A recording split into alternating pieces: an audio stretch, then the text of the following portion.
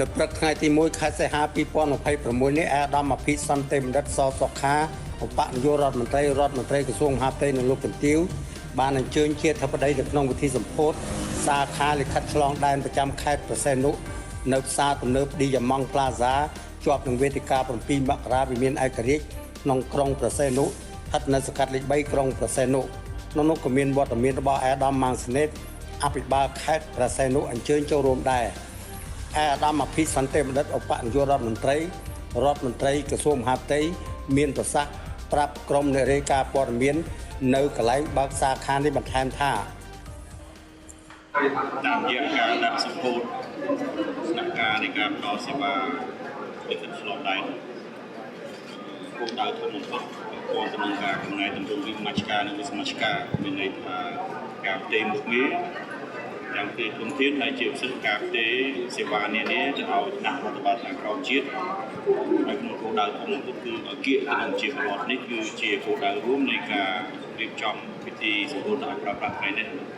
យើងនឹងឲ្យថាតម្រូវការនានាឯកទៅលើស្ថានភាពជាក់ស្ដែងហើយជាពិសេសយើងជាពិសេសក្រុមការងារកិច្ចយុទ្ធសាស្ត្រតាក់ទិនកម្ម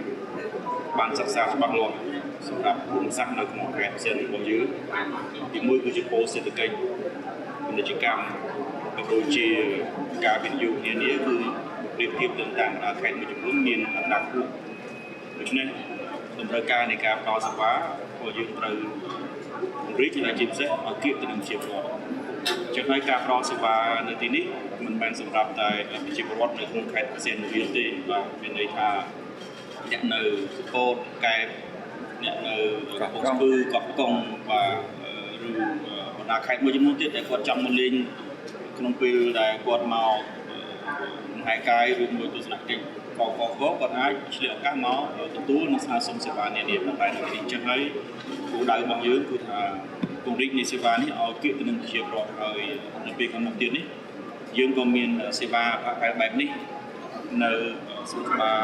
សម្ដេចកណ្ដាលហមនៅខេត្តបាត់ដំបងដែលយើងកំពុងកែលម្អហើយឲ្យឆ្លើយជាលក្ខណៈនៃការផ្តល់សេវាទំនើបហើយគោលដៅសម្ពោធឲ្យគៀបទៅនឹងប្រជាពលរដ្ឋបាទនេះគឺជាគោលបំណងក្នុងនៃការសម្ពោធដែលប្រាប់តាំងពីពេលព្រឹកនេះជាមួយគ្នានេះមន្ត្រីក្រសួងមហាផ្ទៃក៏បានបញ្ជាក់ដែរថាការរៀបចំសាខាលិខិតឆ្លងដែនប្រចាំខេត្តប្រសេនុនេះគឺជាសមិទ្ធផលថ្មីមួយទៀតរបស់អគ្គនាយកដ្ឋានអត្តសញ្ញាណកម្មក្រសួងមហាផ្ទៃ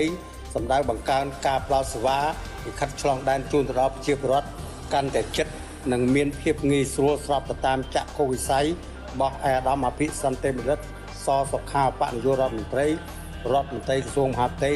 នៅក្នុងការលើកកម្ពស់គុណភាពនៃការផ្តល់សេវាសាធារណៈក្នុងក្របខ័ណ្ឌក្រសួងមហាផ្ទៃ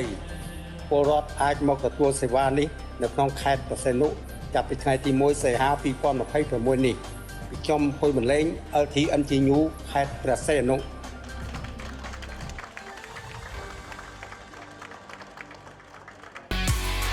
ភេសជ្ជៈបើកម្លាំង Dragon ថាមពលថ្មីចម្រាញ់ពី Yinsen